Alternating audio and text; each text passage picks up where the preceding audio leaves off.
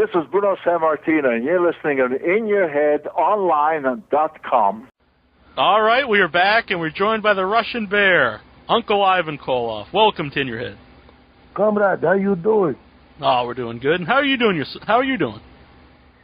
Very good, very good. Yes, couldn't be better. Too blessed to be stressed, brother. Cool. Let everybody know, August 14th through the 17th is going to be the NWA Legends Fan Fest. And on Friday, August 15th, they're going to have the Hall of Heroes Dinner Banquet. This is the second annual one that they've had. They had to get last year was the first one. Mm-hmm. And you were the first person they announced to be inducted. Well, I feel honored. I really do. As being the bad guy so many years in wrestling, that never expect anything like this for sure. But that's very nice of them to even consider it. I'm sure that they probably have to have some kind of a contest there that weekend. Maybe throw the ball or something, dunk me in a tank or something, just for people to get some revenge back from the years of being the villain. Mm-hmm. Well, was that ever hard for you to talk to the fans openly, after being the villain for so many years? Yeah, somewhat. Especially starting off as like Ivan Koloff. I was as a youngster a very shy, introvert person, and the type that used to be like my brother accused. I had a lot of kids in our family. It was 7 boys and 3 girls. And my older brother always kidded me, Mama's boy, I'd hide behind Mama, whenever anybody came around the house or something like that, like real shy. So when I started wrestling, it was quite an ordeal for me to get out of that shell.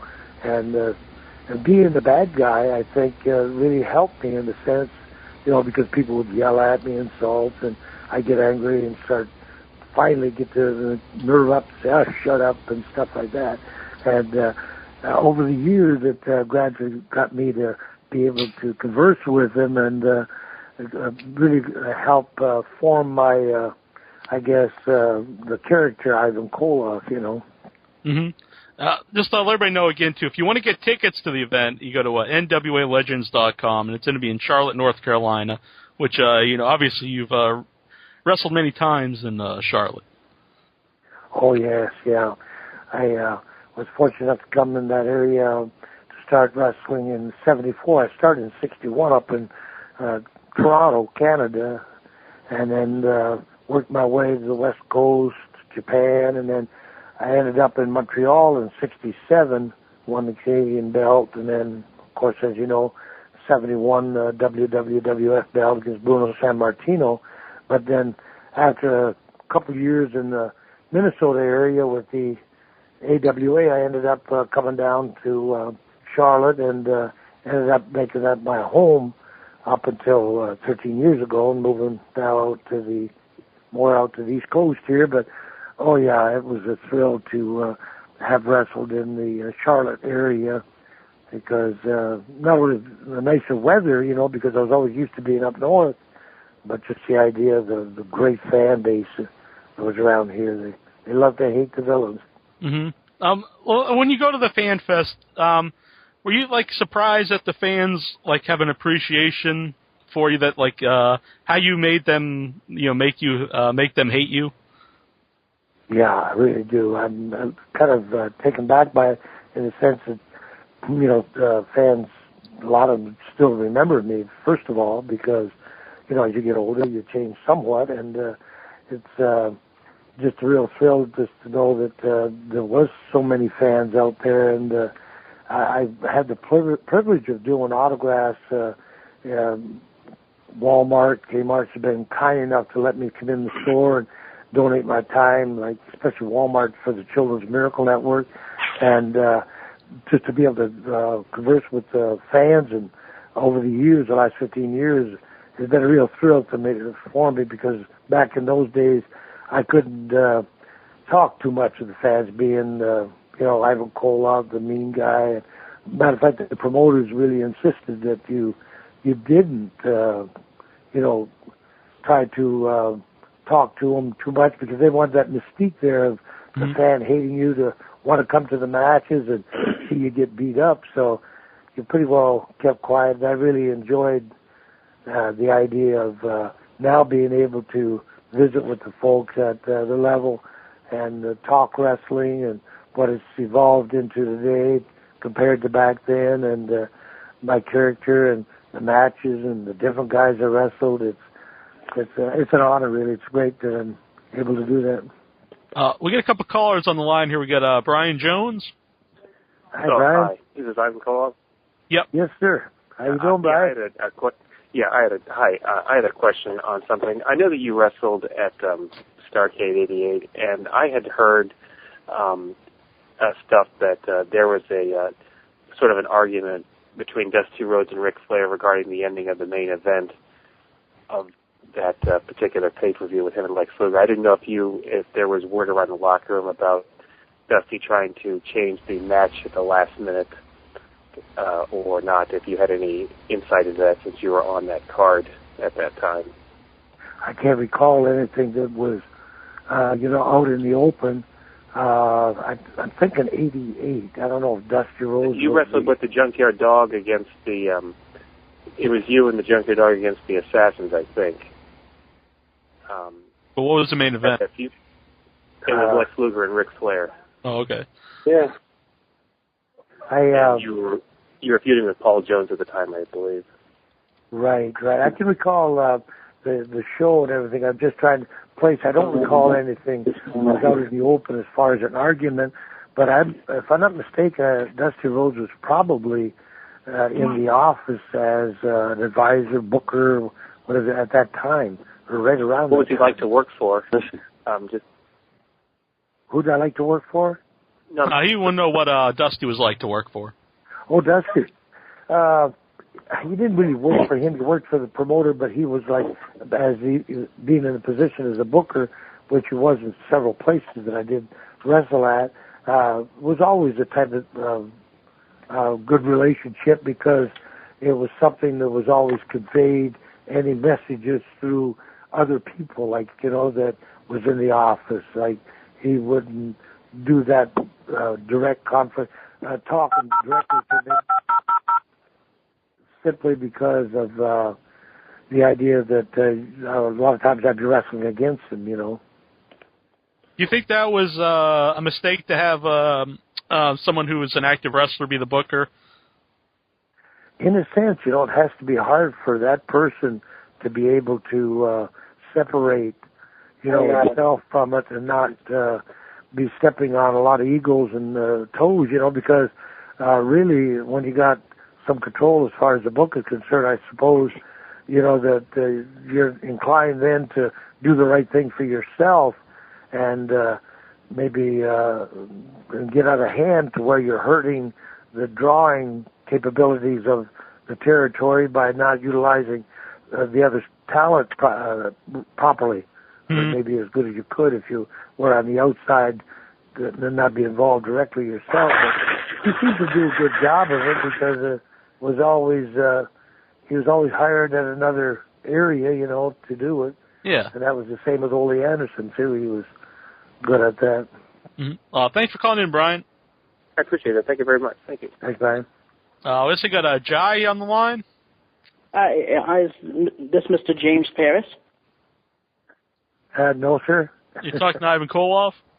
Ivan Koloff, yeah. I went on the thing of his career, and it says, born James Paris on August 25th, 1942. All right. Do you have a question for Ivan? Yeah, I have a question. Hold on. We got Jai here first. We got a few people here on the line. Yep. What was it like working for Vince McMahon Sr.? It was great. I really was honored to be part of that promotion, especially back then, simply because it was looked at as being the elite of the organizations.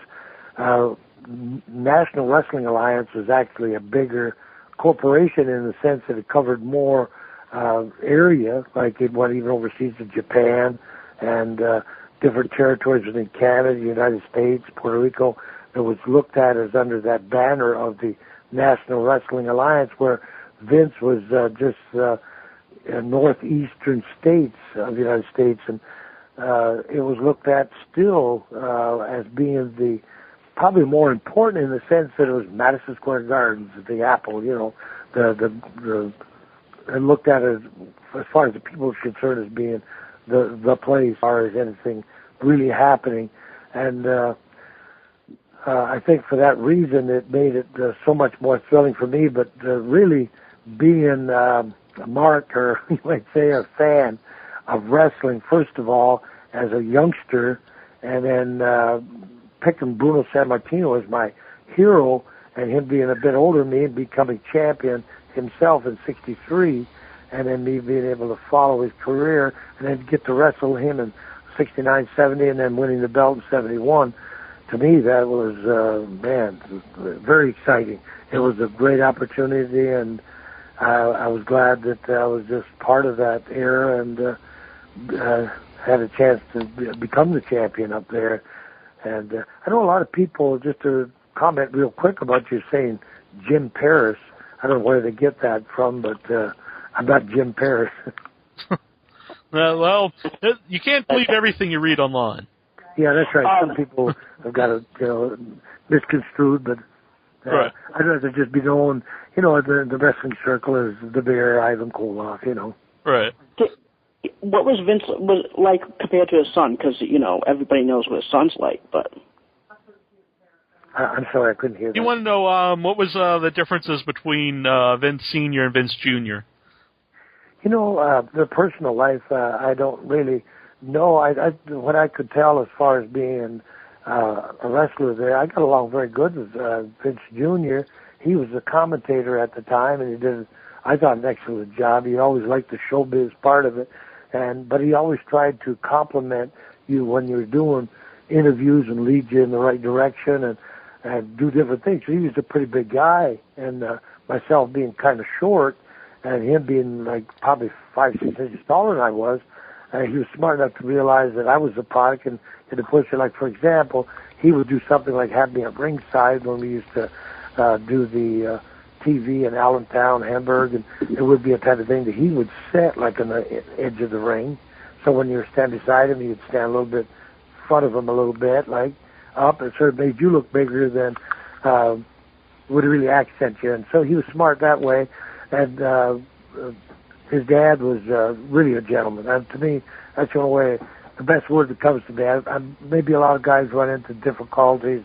Business is business, but overall, I've seen some really good things from both Junior and Vince. Senior, for example, like when he come in, and Junior would usually already be involved in doing some production type of thing, and so you didn't see that part of him so much as you did with Senior. But Senior would be like saying hello to everybody, and that was even if it was a preliminary guy to the main events. He would shake hands, always a smile for him, and to me that made it very personal, and I really liked that about Senior. And of course, I was really thrilled to be part of the organization. Had my difference a couple times, with contracts and situations and understandings, but I think everybody had that, because you're always trying to negotiate, and sometimes you didn't have as much finesse as you probably should have had, or maybe not enough, and you ended up getting some heat with different people, I have one more question. Yes, sir. What is the difference of the rings back when you wrestled compared to today's?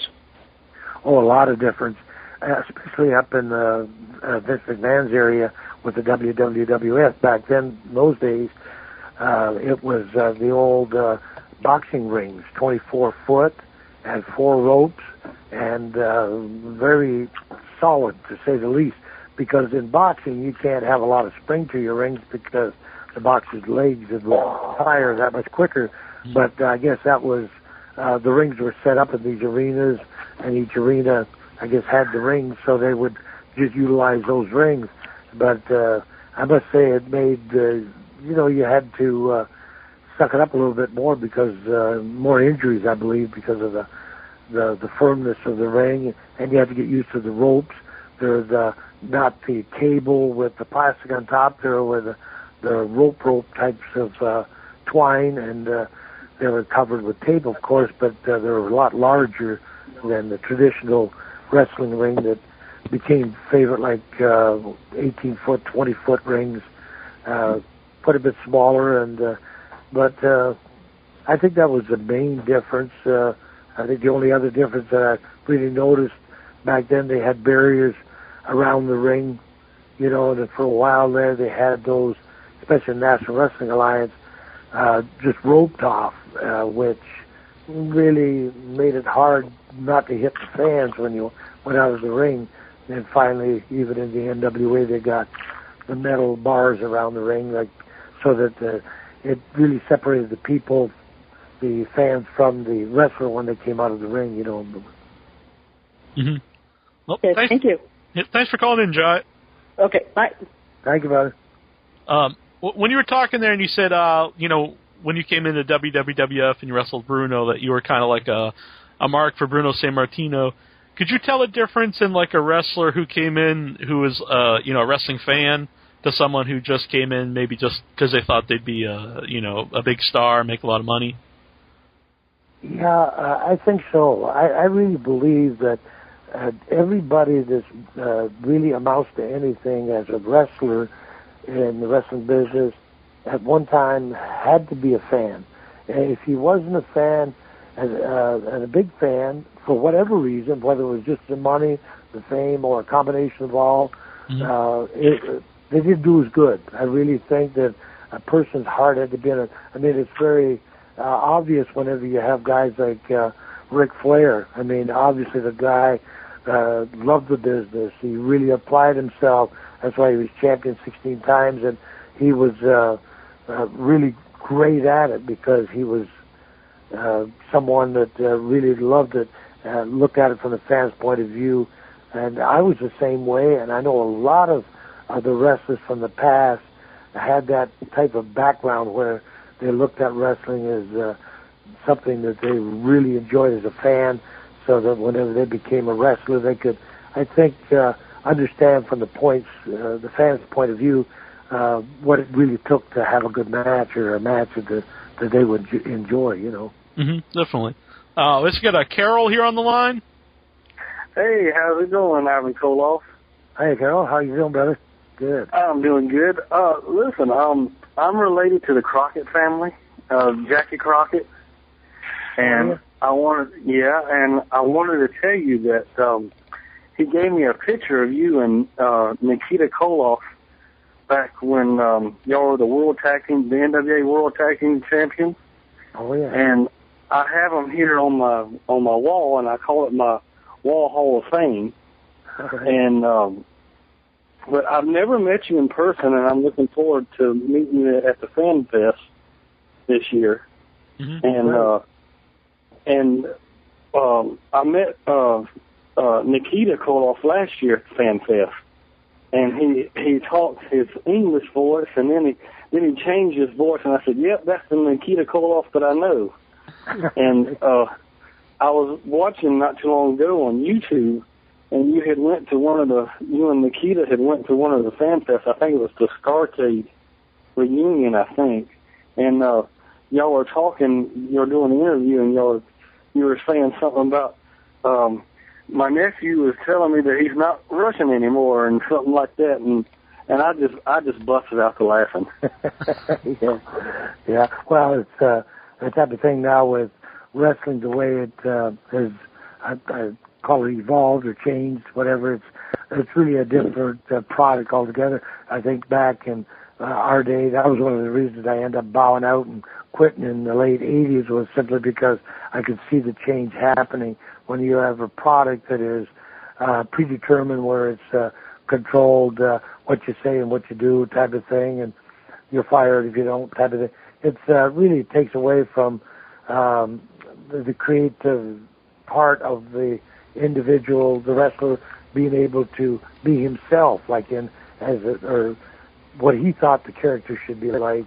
And I think you lose a lot whenever you'd have to be a good actor, I guess, to do what they're doing today, to more or less fit into that mold of what the promoter wants, you know, to do it in such a way that produces, and not really have an input yourself. So, but Nikita, of course, now being an evangelist, a preacher, pastor, and I'm so proud of him. He's doing such great work too.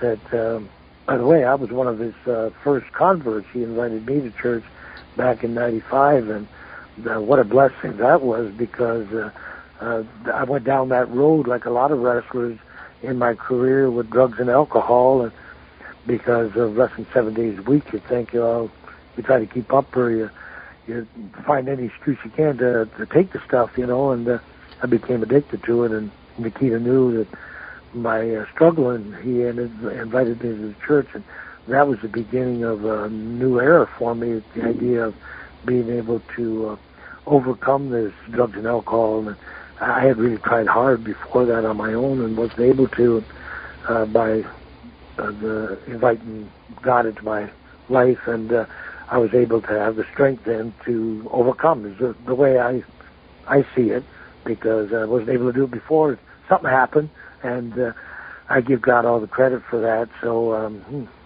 nobody can tell me not for real. Really, in a way, you helped him get into you helped him, early in his career in the wrestling business, and later on in life, then he helped you in your life. So you guys, both gave a lot to each other. Yeah, I got the best part of that deal, didn't I? Right. But just to let everybody know, and Carol mentioned the Fan Fest, that's going to be August 14th to the 17th in Charlotte, North Carolina. And you can check out NWALegends.com. He also mentioned about The Voice. I want to tell everybody, if you pick up Ivan's book, Is That Wrestling Fake, and The Bear Facts, and you talked a lot about the Voice in there. You talked about Mad Dog Vachon was kind of like the inspiration for your Russian accent. I was wondering if, did you help out Nikita with his accent? Maybe a little bit, in the sense, Nikita's a very educated guy as far as college and everything, a very good businessman as far as intelligence, I think he just was smart enough to be able to get in front of that mirror and just, he even studied Russian to some extent, to get some Russian language, and in that way he would sound better, I guess, out there with his accent. I thought he did a wonderful job with it. Yeah, I tried to help him anyway. I gave him my opinion on it, and I guess he just started doing it and realized that what he was saying was good, and just kept it up. I know he'd practice right in the car with me. We were going down the road, and I'd be telling him different holds and psychology of wrestling and different things. So Nikita is a very smart man and a great athlete. So he picked up on it very quickly. Where I struggled a bit with it, because I really didn't have, I think, that example of, what does a Russian talk like? Right. I was raised in the French area more, so it was a little combination of that and what I thought it might be. But yeah, Mad Dog was definitely an inspiration for me in that sense of trying to get something down, and I'd like to give him credit for that. Not only because he was a tough guy, but we're tag team champions together in Japan. So Mad Dog Vachon, he's a good one. Were you as strict with The Voice as Nikita was? Because I've heard that Nikita would use the Russian accent in front of other wrestlers, in front of people outside of wrestling. Did you do the same thing? Yeah, back in those days, yeah, you did, really did.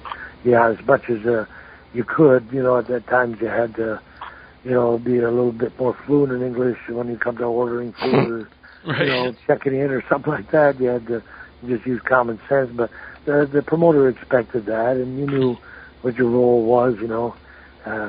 Comrade, I knew that I was completely Russian. I was Russian here, Russian there, every day of my life. So I had to keep it down to an art as much as I could. Mm-hmm. There's a good story in your book. Again, that's is that wrestling fake? The Bear Facts by you and Scott Teal, who's done a lot of wrestling books. They're all really good. Yoli Anderson book, J.J. Dillon. There's a story about the FBI when they come to see you, and you had to tell them what was really going on with you not being Russian.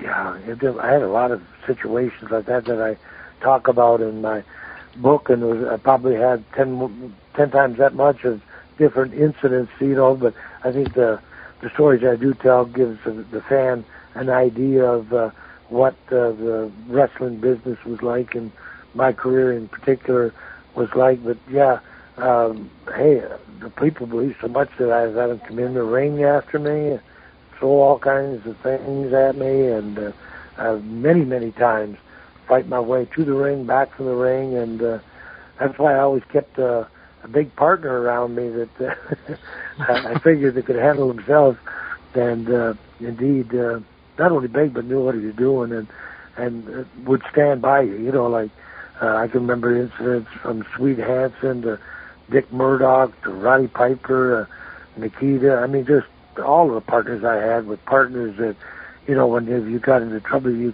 knew that your partner would be there, whether it was your fault or not, to back you up. It was an all-out brawl or fight, and if the fans rioted or whatever, you had to stick together, and it was a good feeling to have that, by all means, yeah. Mm-hmm. Did you have anything else, Carol? Yeah, one more thing. When I first saw you on TV, you and Nikita, y'all, I think y'all are world tag team champions, and I always wanted to be a wrestler, and I thought, because I never went to the wrestling arenas until I started in 1997, because I went to my first pay-per-view for Slamboree.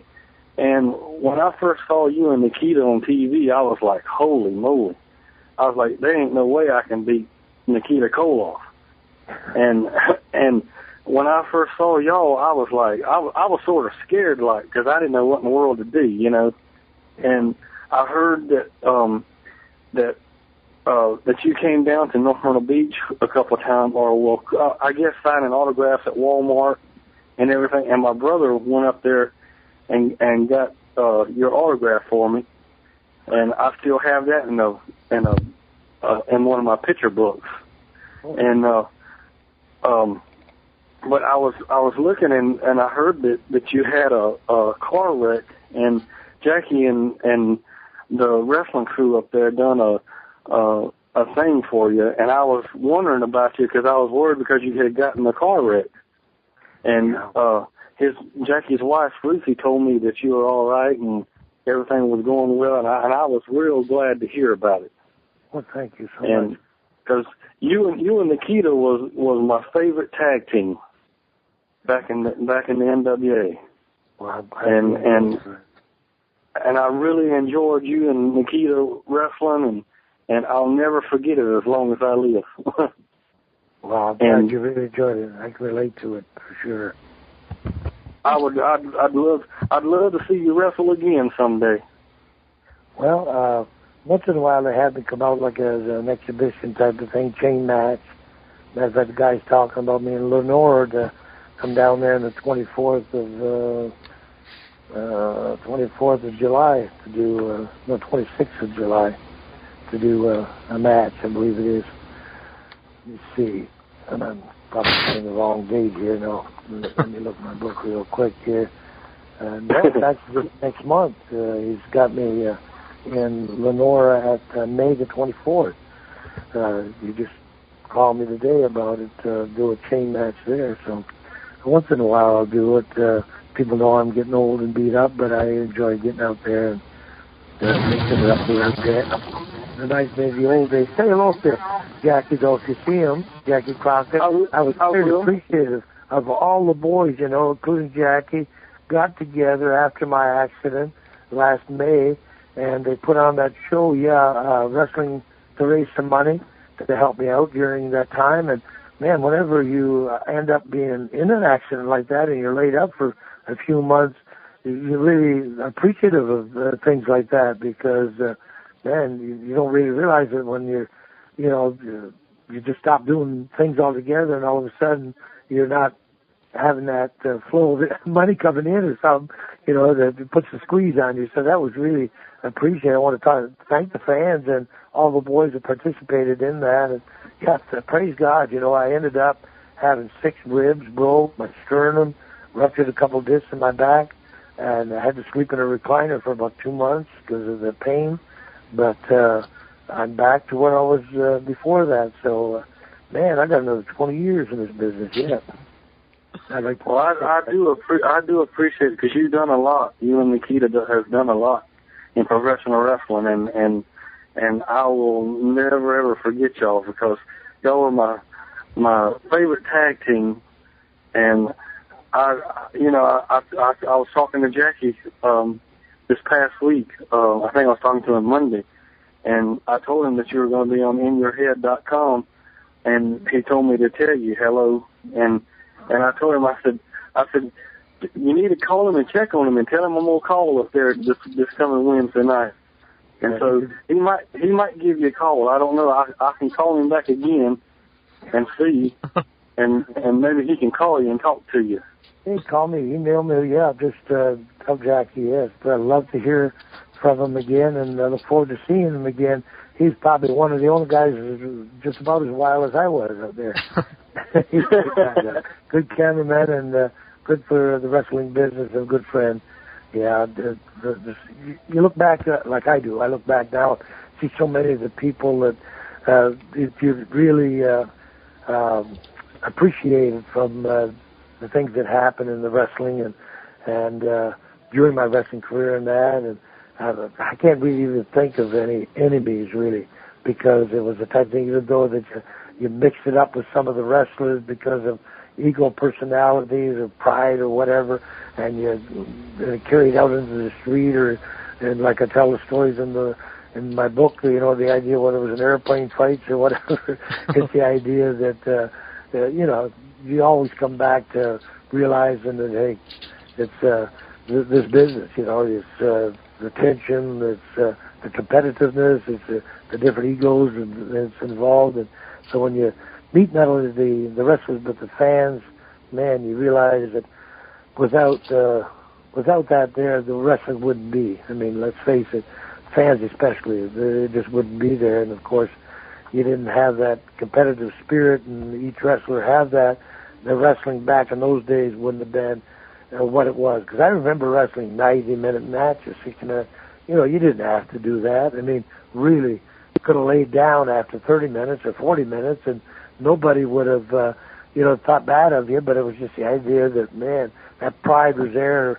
You weren't going to give up, or you weren't going to quit, and you just keep wrestling. And the other guys are just as competitive, just as tough. Pretty soon, 90 minutes is in, and the bell rings, and you say, man, that was a long match. And then you go back and you weigh yourself on the scale, and you've lost 15, 20 pounds just in one match. You say, wow, the body is tough, you know, or what a tough opponent that you had, you know, but the fans are great. They stick right with it, right through it. And, you know, a lot of fans back in those days, I got to give them credit, you know, because the arenas, they weren't air-conditioned. I mean, that was our job as wrestlers, but they weren't air-conditioned and not heated in the wintertime. Well, no air-conditioning in the summer. They were hot in those places. Some of those armories and buildings for the fans just to come in there and just fill those arenas up and stay there right till the last minute. It goes to show you that they really loved the product, loved the wrestling. And I can relate with it because I was a fan myself, you know. Well, thanks for calling in, Carol. All right, I do appreciate it. God bless you, Carol. When you were saying there about, everyone, you can't think of any enemies, and even though you fought some guys on a plane, like, actually you talk about that in the book, I believe you had a fight with the Iron Sheik on a plane. But I also remember you talked a lot about, like, refereeing different fights between people. Was that, like, was there, like, a reason why you had a referee in the fights to make sure, like, you know, no one really actually hurt the other guy? Because even though they might have fought, they're still, you know, kind of brothers in wrestling. I think I understand you just saying. I remember you say, like, you would referee some fights that would happen in, like, hotel rooms, or you'd referee fights that happen, you know, backstage. I don't know why I got mixed up. I guess I'd get involved in it because simply it was a type of thing that, you get to know these guys, and even though you may not be friends with them, you still respect the fact that they're really, competitive, and you just admire the spunk that they have and how hard they wrestled and everything that I guess it's just my nature at the time of it happening. Like I had to jump in there, and I just find myself involved in as a referee in a situation like that, and saying, I got to go out. What am I doing in here? I'm going to get my head knocked off. These guys are mad at each other, But they always respected me enough not to jump on me and pretty well do what I was saying. Guys going for the other guy's eyes, to dig out his eyeball, and I'd say, no eyes, and I'd take his hand away or something like that. And they wouldn't go back to the eyes, because I was setting the rules like that. It was, right. Which is crazy, but it's just, I guess, it was spontaneous, I guess, just the idea that those things came up, and I suppose with the schedule we're on and being tired and the shape that we're in at the time, not just physically, but the idea of taking, drinking and all this stuff, you ended up, I suppose, jumping the gun and being over-enthused by involving yourself in it. But it made for, I guess, a lot of tension at the time. But you look back at it after and you're saying, man, I'm glad it did, because I've seen situations before where, a guy'd be too drunk to, stick up for himself, whereas if he wasn't that drunk or that messed up, it would have been a pretty even fight, but the other guy jumped on, they had the best of him, and that's enough, so you feel like you're nearly obligated to jump in there and say, hey, come on, that's enough, let him go. Mm-hmm. And had enough, type of thing. But I all of a sudden, the bad old Russian Bear turned into a good guy. And he implicated himself in that. So I don't know if that's answering your question, because I couldn't hear it too good. But yeah, that answered it. You got a caller here, got Swax on the line. Ooh. Oh, we had maybe we don't. Yeah, we got another call here though. We got someone's calling in from Portugal. It's how do you say your first name? It's João. All right, it's like John in Portuguese. Okay, that's how you say. Yeah. How you doing? I'm doing fine, Mr. Koloff. My first question is, there's one guy, and people are talking in the WWE of Ric Flair possibly returning as a manager or a general manager or whatever, and there is a guy on SmackDown called Vladimir Kozlov, and he's really awful. And my question is, because he has a Russian gimmick, I don't know if he's really Russian. He is Russian. Yeah, possibly. Maybe he's like Croatian or something, but you never know with the WWE. Would you consider, returning to wrestling to be like the heel Russian manager, in terms of being the heel Russian character again and returning? Do you think that you could do it? Or would you want to do it? Well, I believe I could do it. I don't believe I'd want to, simply because of my Christian commitment, as I'm ordained minister now, not only marrying people but speaking, churches, and with the product that's out there, it's very hard. Shawn Michaels, I give credit to. He professes to be a Christian, and I don't want to doubt it at all, but you're in the lion's den whenever you're out among that. That's not to pick on any of the boys there or to judge anybody or anything like that, but I know that the situation's got to be pretty well the same as when I was there. Drugs and alcohol was involved, and that lifestyle. So the product has changed to such now that with the nakedness and sex being a big issue, that I can't see myself among that. I guess if God laid it on my heart to want to do something like that, to lead me to be part of that as far as the ministry, then that might be different, but I'm not interested, never been offered anything like that, and not at this point interested in pursuing anything like that. When you the NWA, did you think that once your in-ring career was up, did you think that you would stay on there as a manager or a booker or something behind the scenes? No, I left with the idea of I seen the change coming, and I really didn't want any part of it. I was just sort of fed up at that point, probably for a number of reasons. I wrestled quite a long time at that point, and I had not only a lot of physical injuries, but the wrestlers were changing with pay-per-views and everything, and they're sort of starting to direct it themselves. They'll tell you what to say and what to do. And as with the old school, and I guess I found that hard to do. And it was, I'd find that hard to do, I guess, to learn the lines and, have people come down my, and, you're fired, that they threaten you all the time, and that I could live in that environment. I see that that's the direction it was going in. So I didn't even offer that. Matter of fact, and it was probably wrong of me, whenever I left, I didn't even put in a notice or anything, because I figured that they gave me my notice by the idea of how they were treating me at the time. And that's not to be bitter or anything. That was part of the business. Whenever they felt like they didn't have somebody, a spot for you, or have somebody you to wrestle against, they just sort of started pushing you down on the card, and you got the message pretty quick, because you'd see your payoff or your checks dropping, so you'd just say, and that's what it is. I went to the booker and said, what's in the future for me? Something in the plans here? No, 6 months down the road maybe. Okay, thank you, sir, and that was it. Got my bag and left and never went back.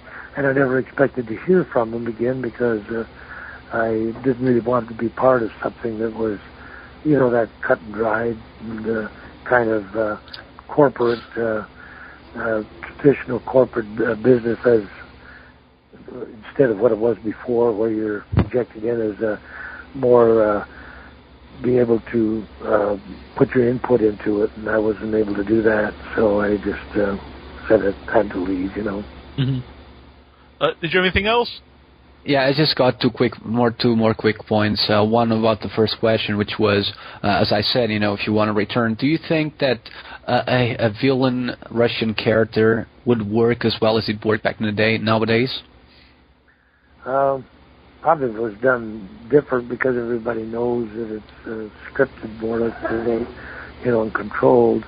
I really think that if it was the right guy, the right situation, and given some leeway about being creative, I think that it would work definitely, because it's been proven different characters, have come out of the woodwork that you'd say, man, that's not going to do it, and that's not going to work, and it ends up becoming box office, so it's a different product today, so I guess you got to look at it as in a different light, and I'm definitely not interested, but I think somebody could do it. I don't watch wrestling anymore as a steady thing. I hear once in a while a match being on. When I'm staying over, I don't have it in my home, so I don't get to see it as a steady, diet type of thing. But I end up catching a match now and then, and I realize that they're still working hard. It's just the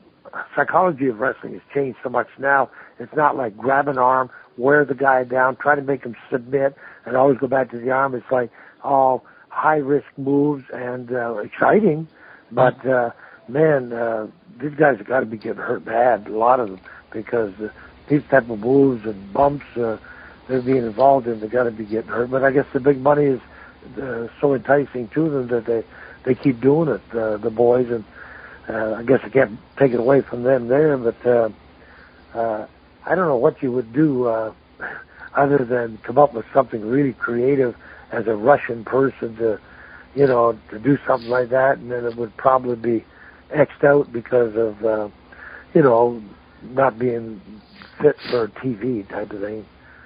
Do you think you could do do you think a Middle Eastern like heel today would be the same as doing Russian heel during the 80s or the 70s?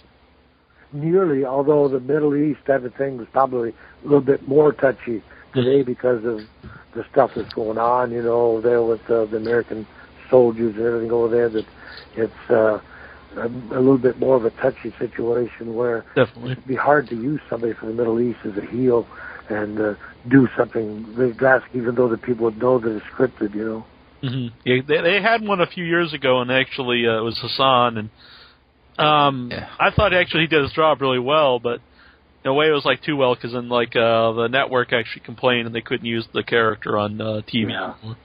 Yeah, that's the trouble with that. Yeah. In a way, really, the guy who was doing the character, in a way, got punished for doing it too well, I think. Yeah, that's about it. But caught between two negatives there, right? That's the idea that if you don't do well, you're not going to draw and you're not going to be box office, so you're going to get rid of you anyway if you do too well. And there's going to be the complaint and put you out for TV. Yeah. You said you had one more question? Yeah, it's just one more question I'll hang up. I seen recently a match. It was you and Nicola. Who was it? It was you and your tag team partner. And you were. Huh? Was it Nikita? Yes. I was confusing with the other guy. You wrestling against Giant Bob and somebody else, I don't recall. I guess it was Jumbo, possibly. How was it to wrestle against Bob? Because he's kind of a giant guy, and it has a different. You have to have a different psychology with him. Is it harder to wrestle against him than it is to wrestle against other guys? That was my question. Thank you for having me. Goodbye. Thanks for calling in. Yeah, I think it was harder in a sense because the guys were just so big like that. But I did wrestle Andre the Giant. Of course, the guys like Gorilla Monsoon. I was around him, Haystack Calhoun.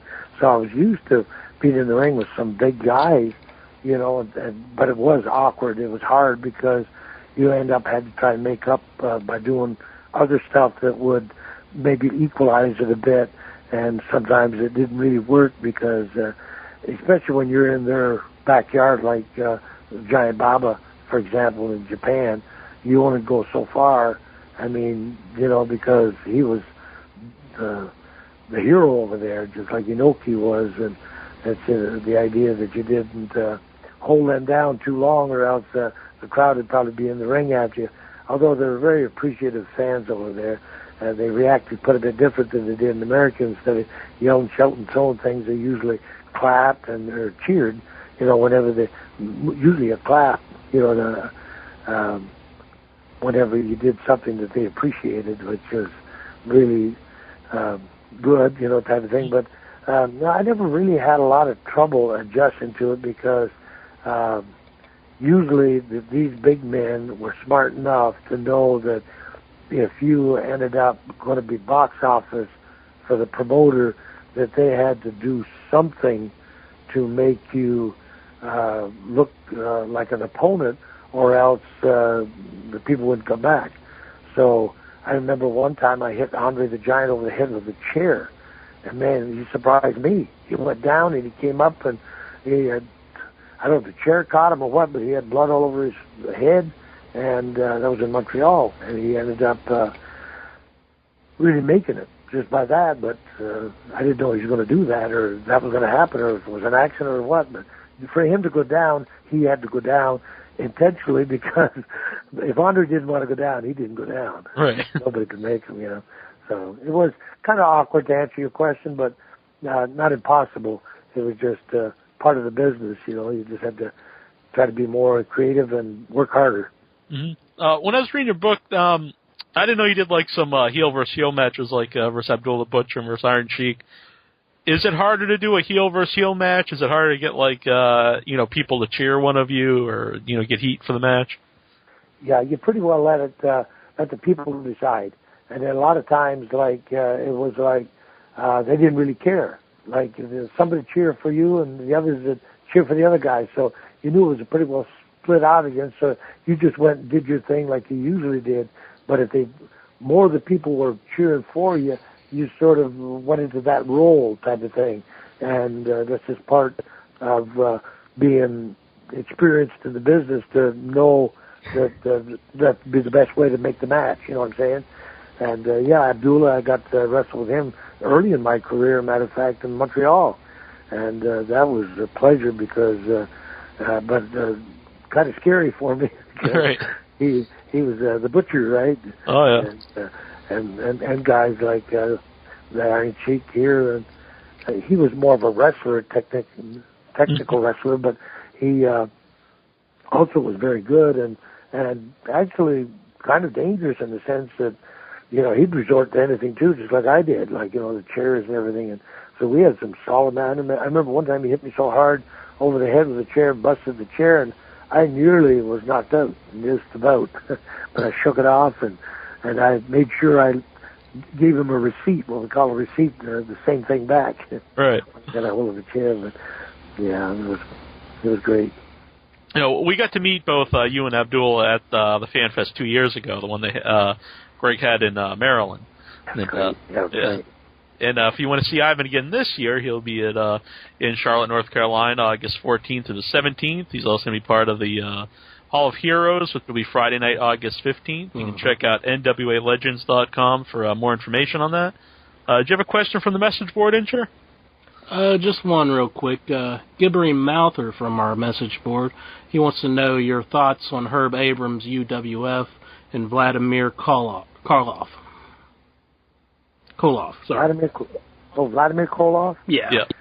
Yeah, Vladimir was a very good student. I think he pretty well retired now. He went back to the ranch, and I think his dad passed away, and he went back to the ranch and took care of that with his brother. But he had a lot of problems because he was a Greco-Roman type of wrestler and good, big guy, 300 pounds. And he was, I think, an asset to the business. It just, I guess, he's seen that the wrestling had changed, and I've seen it was changed, and I advised him, and but it was his choice just to get out of it, I guess, altogether. But I think he's just ranching right there now. And but I don't remember the second part of the question. I'm sorry. You want to know about Herb Abrams, UWF? Oh, Herb. Yeah, I haven't seen him since or heard about anything about the organization. I guess it's. I had a good time with. I got to wrestle some talent. It was good talent, from David Sammartino to, I guess, some of the main names back then, and it was a thrill. I just ended up doing it because I was in between different places, contracts, and I said, hey, whoever, it's like going out getting a job with any other company. That's the way I looked at it, and I probably burned a lot of bridges that way with the Vince McMahon and the NWA over the years, but I looked at it as traditional business. Like, if you're offered a contract, it was like AFL or NFL, you just went with whoever offered you the best deal. And back then, it wasn't the kind of money there was today, so it made a difference when you got an extra $500 a week, type thing.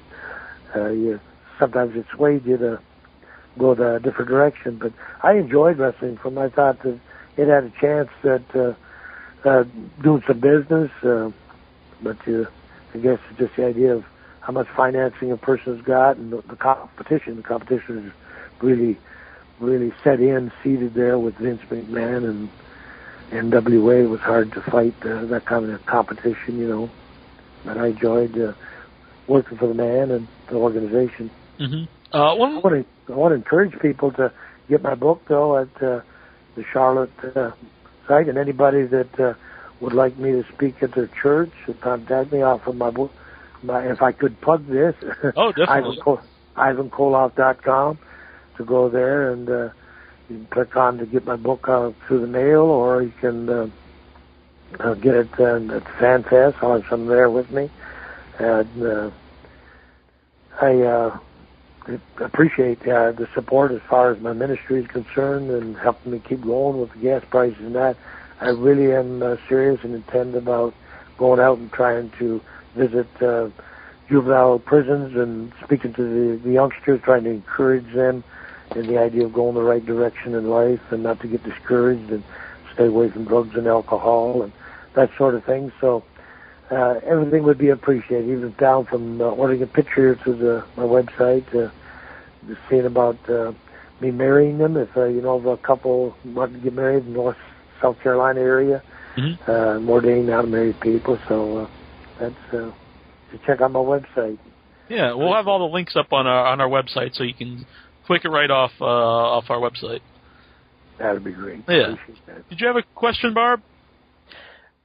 I did indeed. One of our fans, Specson, wants to know, do you still have the 6-man World Tag Team Championship trophy from your days in JCP? No, unfortunately. That'd be great to have some souvenirs like that. Like even the WWWF belt back there. To me, when it was really significant because the first few guys that had it, I was the third guy. Even though I didn't hold it long at all, it would be great to have, you know, a replica from the company of that, just for the old days, you know, just the idea of memories of that. But no, I don't have any belts at all from any of the eras or the cups, simply because it's something like the Grey Cup and the Stanley Cup in hockey and in football. It's the idea that it belongs to that team for that year or for the length of time that they have it. And then whoever wins it keeps it for the length of time, you know, and it's passed on. It belongs to the company. And I've heard of some guys, when they retired the belt altogether or got a new one, they were given it on retirement. It was donated to them or something like that. But no, I don't have just pictures and plaques is what I got. And the memories, of course, you can't take the memories away. Just a real quick question about your book. Was one of the interesting stories I read in there, which I'd never heard before, was you said you found out later on that you might have been in like the Iron Sheik position where you would have been the guy that won the belt from Backlund and then lost it to Hulk Hogan. Why didn't they just come and ask you if you wanted to do that, or did they not want to tell you like what their plans were in case you didn't stay? Well, I'm not positive that's why, but it happened right after that. Not long after that at all, that I came back, that they did that. It was the type of thing that Junior came up to me and he had said at that time that we'd like you to stay on, because I just came back from the Middle East and I was due just to finish up and go home because I'd been on the road for 2 years, between Georgia and there.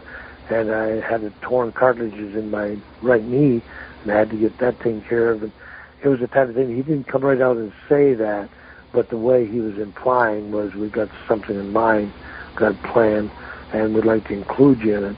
And I just said, I'm sorry, but I got to get this knee taken care of. And, just mentally, I guess I just had to rest. Physically and mentally, I had to have some rest because it was 7 days a week for 2 years straight, just hardly any time off, especially in the condition I was in with my, the drugs and drinking and all that stuff, that I needed to step down. But I believe that that's what it was headed at. And I always thought that, well, maybe Vince got a little hot at me because I said no to him, but I thought I explained it, in a good way that I was unable to. But that doesn't mean to say that that's what he had in mind, but because I don't want to imply that, maybe it was something else, but I don't think so. I think that's what it was, yeah. You mentioned a lot in your book, and you mentioned here about drugs and alcohol. Just when you read your book, you kind of get the impression that the alcohol might have been the worst thing that you were taking, because a lot of times when you got into fights or when you blacked out, it was from the alcohol. Do you think sometimes people don't realize that that's like a really bad drug because it's legal? Yeah, it is. And today, well, in my case, that got me in enough trouble, the alcohol part, because I started it from the time that I started in the business as, a sociable six-pack or whatever after the matches. But then if you got a long trip, it was 12 or 18, like I explained in the book. But it became like, it just seemed like it was an era of, okay, now marijuana, the pills because you got hurt. So you get sort of hooked on that, man, I was able to go out there and wrestle because I took a little Dilaudid and I was able not to feel no pain, and I have a dislocated shoulder, and I was able to go out and perform like I did before. But then you come back and all you're doing is hurting your body more. I think it was very bad that got involved in that. I think the alcohol probably was the start of it, and then I carried right on through till I ended up getting out of the business back in '89, and I was still drinking. And that was one of the demons that I was fighting, trying to quit. By this time, it was not only that, but painkillers, marijuana, cocaine. I couldn't afford it no more, so got off of that. But that was a big vice for a long time there with me. Unfortunately, it's not that I'm proud of, but a lot of times somebody else's story can help somebody else. Yeah. And man, I would advise youngsters, don't go there, man, because I probably would have had at least another 10 years in a career, a productive career in the big time if I wouldn't have went that route. But it was a free choice. I don't want to blame it on the idea of injuries and the schedule and all that stuff, because you got to be tough in life, and I should have said no, and I didn't, and it becomes like addicted. You become addicted to it. You don't think so, because it becomes more than just a chemical dependence. It becomes like a mental thing. If you think something is necessary, that's as bad as it being chemically. It being chemically necessary. After a while, you start saying, "Well, I'm going to take it because I felt better," and it's just believing that lie. And I got hooked on that, and yeah, those stuff. I can remember taking all of them at one time after to celebrate, many, many nights. And oh man, I'm so thankful to the Lord just to keep me alive, because I look back, not a few times, but thousands of times I should have been dead. I mean, literally thousands of times that I don't remember driving home. I don't remember getting home. And man, that's terrible. I could have killed somebody, let alone myself. But I feel really strong about that now, and that's what keeps me away from it now, the conviction of knowing the truth about it. It's no such thing as a sociable drink or a sociable drag or a sociable, a pill or something like that. I take it as this medication the doctor gives me. I just had a tooth pulled today, and he said, you're going to have some antibiotics. Well, okay, he knows more than I do about, the physical body, so I better do as I'm told. So, but other than that, I don't want to take anything like that, because I've been there, done that, and I don't want to go back to that no more. And I advise youngsters to stay away from that, especially the steroid thing today. Man, I never got involved in that to any degree at all, other than the, prescribed for me for an ailment that I had, with sarcoiditis, the one I described in the book. But it was the idea that kids think it's a shortcut to becoming big. Well, maybe it is, but look at the price you got to pay for it at the other end. You look at the Chris Benoits and Superstar Billy Grahams, and physically and also to your family and everything. Man, don't even start going down that road. There's enough people now who took it over a period of time. You could see the effects it has on you, over a period of time. It's not like something new. Yeah, I think I just quit what I did as far as not the steroids, but the other stuff, just in the time. I think just in the nick of time, because I think if it would have went any further, my body I wouldn't be alive today.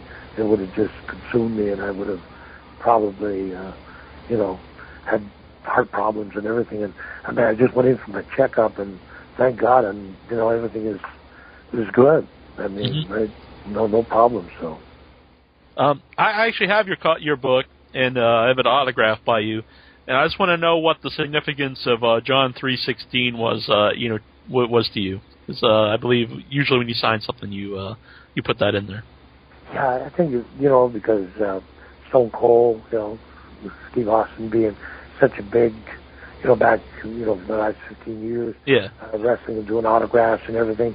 Austin 3:16, he used that as his, and it's so strong in the Bible that it says you don't change the word of God. It's not even a tittle or a dot, and whenever you put Austin 3:16, I want to capture the kids, when they see me doing autographs and they say, John, what's John 3:16? Because they're not introduced to Christ, or to the God, and it's like the idea of, it opens a conversation for me. I said, well, this is the real 3:16, John 3:16. For God so loved the world that he gave his only begotten Son. He should believe in him, he should not perish, but have everlasting life. And by saying that to them, it confirms in their mind, because I know the impact it had on me right around that time when I heard of guys like Holyfield becoming a Christian. And then Tony Blanchard came to me, and he said something about being a born-again Christian, and Chuck Norris, and Saunders, and to me that gave me a lot of credibility. So I feel these kids look up to me as being an ex-champion, even though they don't ever see me. And here I am now coming out and telling them, that's bad for you. Don't go there, or this is good for you. The idea of God and following the principles that will take you down a successful path and not get you into trouble and all that, and then I can share with them the idea I'd done it that way, and found out that was wrong and that it was no good for them, and don't go there, try, and I think they listen. I know they do, especially when I go to juvenile prisons and everything and speak in the churches and everything, and you can see it in their eyes that the kids are, they know that I'm not just talking about book knowledge. I'm talking about the idea I've been there, and done that and lived that life, and that I'm talking against it now, stay away from it. So I think it's sinking in, and I'm glad it is. It's my honor. Excellent. Let everybody know again, you can check out IvanKoloff.com. You get the book there. You can find out what you're up to. Everybody check out NWALegends.com to find out how you can get to meet Ivan in person. It'll be August 15th, Friday night. He'll be inducted to the Hall of Heroes. I don't know if it's been announced yet who will be inducting you. I'm not sure, but I've heard rumor that trying to get a hold of my nephew Nikita. Now, he'd be great to be there because he's such a great speaker, and he feels so close to me. He feels like my brother, really, and we are brothers in Christ, but that would really be an honor. But, I know I've got a lot of friends in the business, so it'd be a surprise for me. But, yeah, I want to really encourage the people that if they loved wrestling of yesteryear type of thing to come down to the Fan Fest. If you have never been there, come down to it, because Greg Price puts on the Fan Fest of the century, because he has such great talent there from the past, and he does it very professional. I would encourage you to come down here, have a good time. I'd love to shake each and every one of your hands and tell you thank you for being a fan. Mm-hmm. We'll be there. We were there last year. It was probably the highlight of the whole weekend's a highlight, but the Hall of Heroes itself, it was a lot of emotional things, like Brad Anderson accepting the plaque for his dad, Gene Anderson. There was Rip Hawk was there, and there was a lot of stuff. It was a great time. Mm-hmm. So everybody go over to NWA.com, NWALegends.com. We'll have the link up on the website and find out how you can get your tickets. Want to appreciate for coming on tonight. This is Ivan Koloff, the Russian Bear. Yes, I've wrestled many times. I had the pleasure defeating Bruno Sammartino, WWF champion. But I want to encourage everybody to listen to In Your Head, online.com, the best in the West and East.